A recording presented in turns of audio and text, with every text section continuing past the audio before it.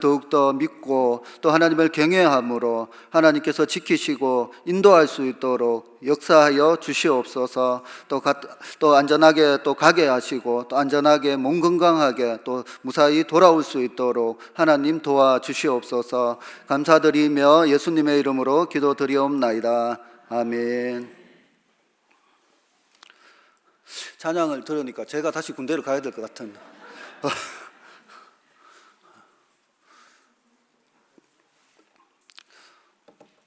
오늘 본문을 보면 야곱은 필연적으로 치러야 하는 에서와의 상봉에 대비해서 두 가지 조치를 강구하였습니다.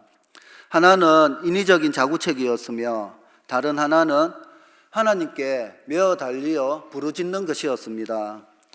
인위적인 조치에서는 야곱의 교활함을 발견할 수 있었을 뿐만 아니라 그가 자신만이라도 살아남겠다는 이기심을 가진 것과 물질 공세로 에서의 분노를 너그뜨릴 수 있다는 물질 만능주의적인 생각까지도 갖고 있었음을 우리는 알 수 있습니다.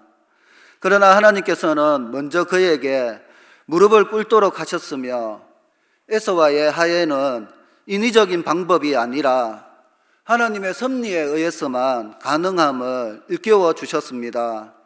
오늘 본문을 통해 우리에게 주시는 말씀을 살펴보면 먼저는 관계 회복을 위한 선택은 믿음으로 하나님께 맡기는 것이라는 것입니다.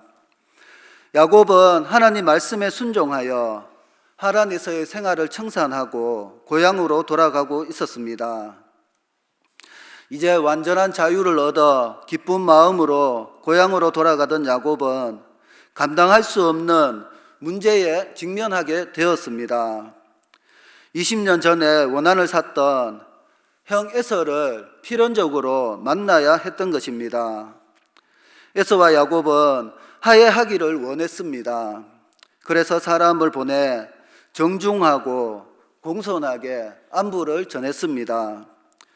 그러나 사자가 가지고 돌아온 소식은 에서가 400명을 거느리고 오고 있다는 것이었습니다.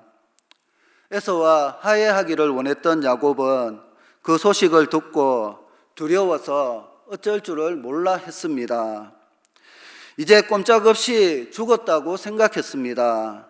야곱은 자기의 가족들과 소유를 두 때로 나누고 에서의 공격에 대비했습니다. 그러나 에서가 마음먹고 공격해 온다면 그것이 무슨 대책이 될 수 있겠습니까? 야곱은 너무나도 절박한 심정으로 하나님께 기도했습니다. 그는 자기가 하나님 말씀에 순종하여 이렇게 고향으로 돌아가고 있다는 사실을 말씀드렸습니다. 그리고 하나님께서 자기에게 감당할 수 없는 큰 은혜와 복을 주셨다고 고백하고 있습니다.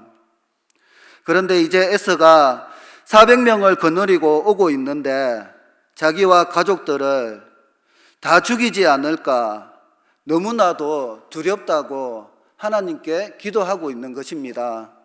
하나님, 두렵습니다. 형이 와서 저들의 군대가 와서 나의 가족들을 다 몰살시키지는 않을까 심히 두렵고 떨린다고 기도하고 있는 것입니다. 마지막으로 야곱은 모든 것을 내려놓고 하나님께서 주셨던 약속을 붙잡았습니다. 12절에 주께서 말씀하시기를 내가 반드시 내게 은혜를 베풀어 내 씨로 바다에 셀 수 없는 모래와 같이 많게 하리라 하셨다 하였습니다. 약속하신 말씀대로 이루시려면 오늘 이 공경에서 구원해 주셔야만 되지 않겠냐고 간구한 것입니다. 하나님의 약속을 말씀을 붙잡고 기도할 때 우리는 더욱 담대하고 확신 있게 기도할 수 있습니다. 어려움을 당할 때 우리는 하나님을 온전하게 의지하며 그 말씀을 붙잡고 기도해야 합니다. 야곱은 이렇게 기도한 후 에서에게 보낼 선물을 준비했습니다. 야곱이 에서에게 보낸 선물은 정말 엄청난 것들이었습니다. 14절 15절에 보면 암염소가 200이요 순염소가 20이요 암양이 200이요 순양이 20이요 전나는 낙타 30과 그 새끼요 암소가 40이요 항소가 10이요 암나비기가 20이요 그 새끼 나귀가 10이라고 했습니다. 야곱이 이렇게 많은 선물을 에서에게 보낸 이유는 에서가 그 선물을 받고 노여움과 원한을 풀게 되기를 기대했기 때문이었습니다. 야곱은 이렇게 선물을 보내는 중에도 치밀한 계획을 세웠습니다. 그 많은 선물을 한꺼번에 보내지 않고 각각 무리를 지어 간격을 두고 따로 보내게 됩니다. 16절에 보면 그것을 각각 때로 나눠 종들의 손에 맡기고 그 종들에게 이르되 나보다 앞서 건너가서 각대로 거리를 두게 하라고 하였습니다. 그 이유는 이렇게 계속해서 선물을 받으면 형 에서의 마음이 풀리지 않을까 생각했기 때문이었습니다. 그리고 각대를 맡은 자에게 에서를 만나거든 해야 할 말을 일러 주었습니다. 17절에서 20절을 보면 그가 또 앞선 자에게 명령하여 이르되 내 형 에서가 너를 만나 묻기를 내가 누구의 사람이며 어디로 가느냐 내 앞에 것은 누구의 것이냐 하거든 대답하기를 주의 종 야곱의 것이요 자기 주 에서에게로 보내는 예물이오며 야곱도 우리 뒤에 있나이다 하라 하고 그 둘째와 셋째와 각 때를 따라가는 자에게 명령하여 이르되 너희도 에서를 만나거든 곧 이같이 그에게 말하고 또 너희는 말하기를 주의 종 야곱이 우리 뒤에 있다 하라 하니 이는 야곱이 말하기를 내 앞에 보내는 예물로 형의 감정을 푼 후에 대면하면 형이 혹시 나를 받아주리라 함이었다라고 하였습니다. 여러분, 만약에 여러분들이 에서라면 어떨 것 같습니까? 이렇게 예물을 받으면서 마음이 녹아질 것 같습니까? 야곱은 형 에서에게 이렇게 선물을 보내 그의 마음을 풀어보려고 했습니다. 문제는 야곱이 이렇게 에서에게 선물을 보낸 것이 잘한 일이냐 아니면 잘못된 일이냐 하는 것입니다. 하나님께 기도하고 맡겼으면 이제 하나님께서 하실 일을 믿고 기다려야 하는 것이 아니겠냐는 것입니다. 야곱이 하나님께 기도한 후에 에서의 마음을 풀어보려고 이렇게 엄청난 선물을 보낸 것은 하나님을 믿지 못한 불신앙에서 한 일이 아니었겠습니까? 어떤 사람들은 야곱이 에서에게 보낸 선물을 뇌물이라고 비난하기도 합니다. 어려움을 당할 때 우리가 어떻게 하는 것이 정말 믿음 있고 올바른 태도이겠습니까? 어떤 사람들은 어려움을 당할 때 자신이 믿음으로 살아왔는데 왜 이런 어려운 일이 생겼느냐고 하나님을 원망하며 하나님에게 나아가기를 포기하는 사람들도 있습니다.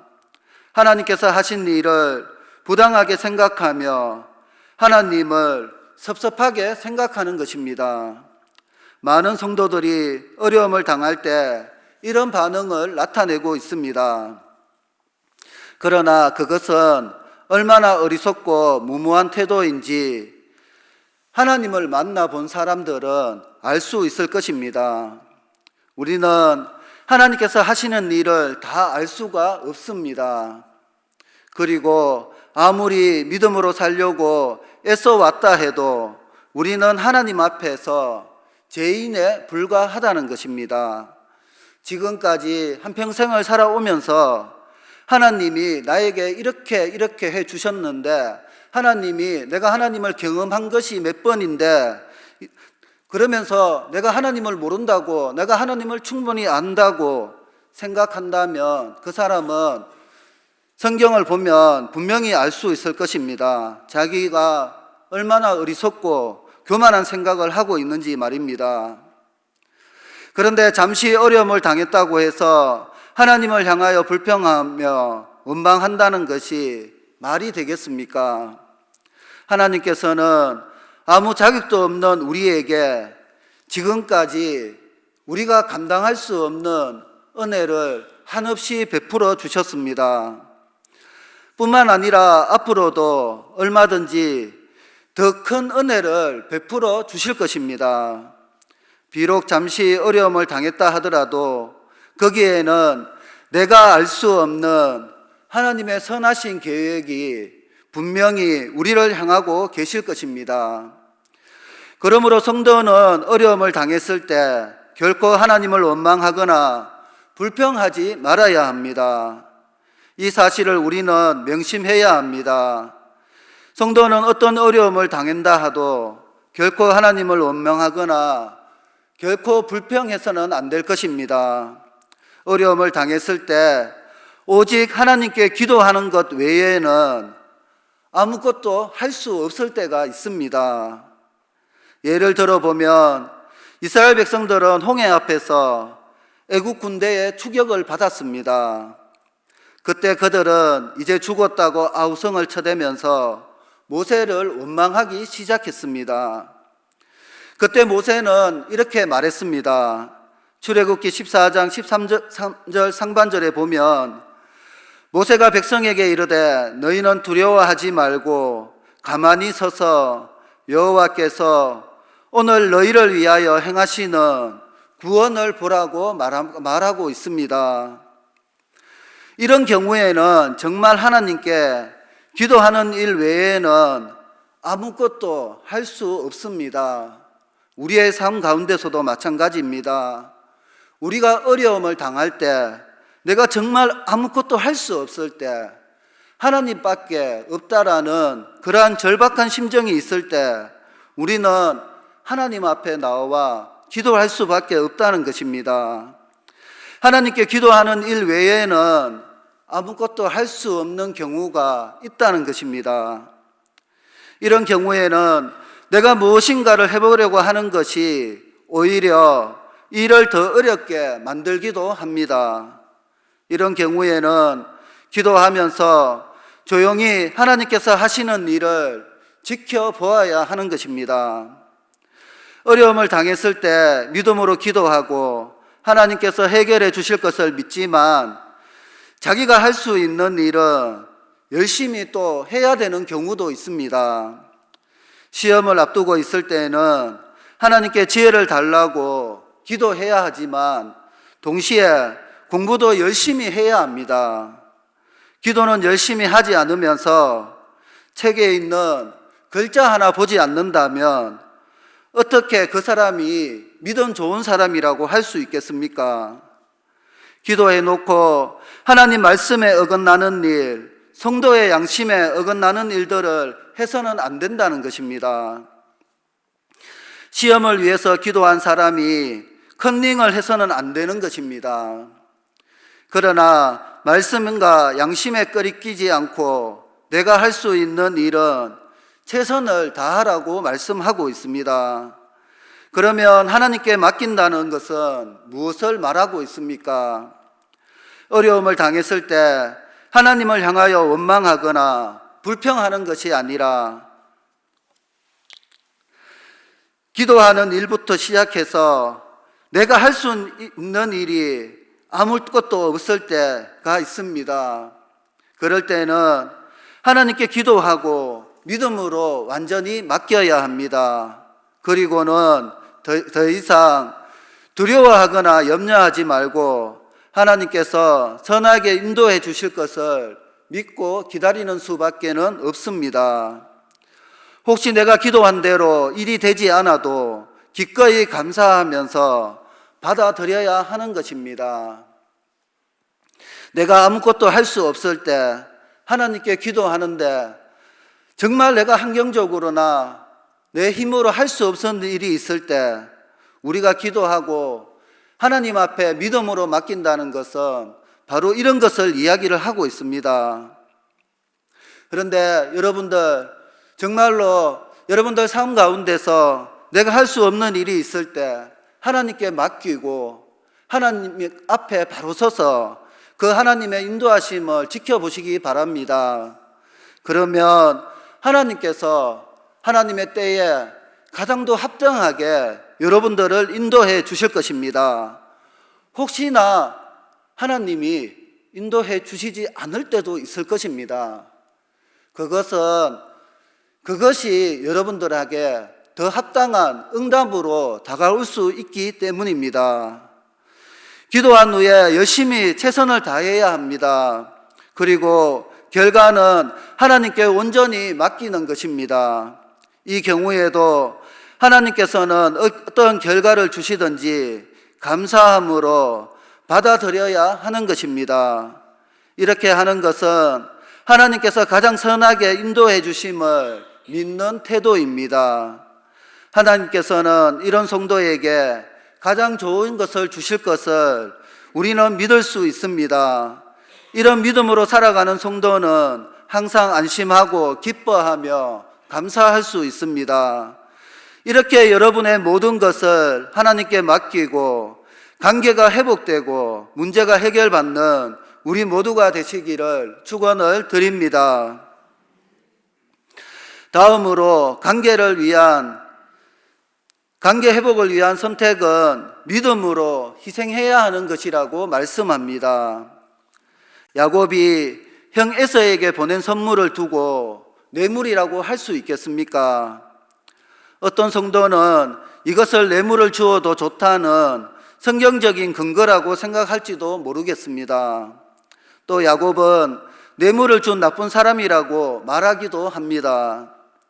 그러나 야곱이 형에게 보낸 선물은 뇌물이라고 볼 수 없습니다. 성도는 결코 뇌물을 주어서는 안 됩니다. 그것은 하나님을 의지하지 않고 사람을 의지하는 불신앙일 뿐만 아니라 죄를 짓는 것이기 때문입니다. 야곱이 형 에서에게 보낸 선물은 뇌물이 아니었습니다. 그리고 그것은 하나님을 의지하지 못하고 인간적인 방법을 사용한 불신앙적인 행동도 아니었습니다. 어떤 근거로 이렇게 말할 수 있습니까? 야곱이 이렇게 굳이 에서와 대면해야 했던 이유는 그가 하나님의 말씀에 순종하여 고향으로 돌아가고자 했기 때문이었습니다. 이제부터 야곱은 하나님만 섬기며 살겠다고 결심했습니다. 도망치기 선수였던 야곱은 에서가 400명을 거느리고 온다는 엄청난 소식을 듣고도 이제는 도망치지 않았습니다. 그 이유는 이제 무슨 일이 있어도 하나님만 섬기며 믿음으로 살겠다고 굳게 결단했기 때문이었습니다. 이렇게 믿음으로 살겠다고 결심한 야곱은 그 일을 위해서라면 이제는 어떤 대가라도 치를 준비가 되어 있었습니다. 야곱이 이렇게 믿음으로 살기 위해서 치러야 했던 대가가 무엇이었습니까? 먼저 야곱은 자신이 갖고 있는 자존심을 버려야 했습니다. 야곱은 우리가 너무나 잘 알고 있듯이 누구보다도 그 인간적인 자존심이 강한 사람이었습니다. 그런데 그는 나이별이었고 서로 갈등 관계에 있었던 쌍둥이 형 에서 앞에서 자신의 자존심을 철저히 다 버리게 되었습니다. 그는 자신이 먼저 형 에서에게 손을 내밀었습니다. 더 나아가서 그는 쌍둥이 형 에서를 주라고 불렀고 자신을 그의 종이라고 청하기까지 했습니다. 이렇게까지 해서라도 형 에서와 화해를 하고자 했던 것입니다. 그래야 자기의 마음이 편해질 뿐만 아니라 하나님 말씀에 순종하여 아버지 집으로 돌아가 하나님을 섬기는 삶을 편안하게 살 수 있었기 때문이었습니다. 야곱은 또 형과 화해하기 위해 자신의 소유를 아낌없이 쓰고 있습니다. 형에게 이렇게 많은 선물을 준 것은 어떤 부당한 이익을 취하기 위한 것이 아니었습니다. 그렇게 해서라도 형의 마음을 풀어보려고 했던 것입니다. 형과 화해할 수만 있다면, 그래서 아버지 집에 돌아가 하나님께서 기뻐하시는 믿음의 삶만 살 수 있다면 자기의 소유를 얼마든지 내줄 마음이 있었던 것입니다. 그러므로 야곱이 형 에서에게 보낸 선물은 뇌물이 아니라 하나님 말씀에 순종하기 위해 치른 희생, 대가였습니다. 야곱은 이제 자기 마음대로 살았던 생활을 완전히 청산하고 하나님 말씀에 순종하여 아버지 집으로 돌아가 믿음으로 살기를 원했습니다. 그렇게 하기 위해 필요하다면 자존심도 버리고 재산도 얼마든지 포기할 각오가 되어 있었습니다. 그러므로 야곱이 형 에서에게 선물을 보낸 것은 뇌물이 아니라 그의 믿음의 행동이었던 것입니다. 우리는 이러한 야곱의 행동에서 도전을 받을 수 있습니다. 야곱은 하나님 앞에 가서 믿음으로 사는 것이 얼마나 소중하고 복된 일인가를 절실히 깨닫게 되었습니다. 그래서 그 일을 위해 생과 사를 결단하고 하란을 떠났습니다. 이러한 야곱을 하나님께서 기뻐하셔서 라반이 그를 해치지 못하게 막아주셨던 것입니다. 여러분, 제가 요번에 대신방을 하는 것이 이제 두 번째 지금 하고 있는데, 그렇게 따졌을 때 그러니까 3년째, 첫 번째 신방을 하고 3년째 이제 요번에 두 번째 신방을 했는데, 제가 신방을 하면서 목사님과 함께 다니면서 한 가지 느낀 것이 있었습니다.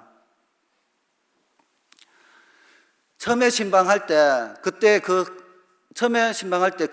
가정들의 그 형편들, 그분들이 말씀을 붙잡고 기도했던 그 내용들이 지금 다시 그 가정을 돌아다니면서 그 이야기를 듣는데 제가 어떤 은혜를 받았느냐 하면, 그분들이 그 2년간의 또 삶을 살아오면서 각자의 희노애락이 있었을 것입니다. 분명히 하나님 앞에서 잘 되시는 분도 있었고 또 어려움을 당하시는 분도 있었고, 그런데 전체적으로 이렇게 돌아봤을 때 그분들의 입술에서 나오는 고백들이 있었습니다.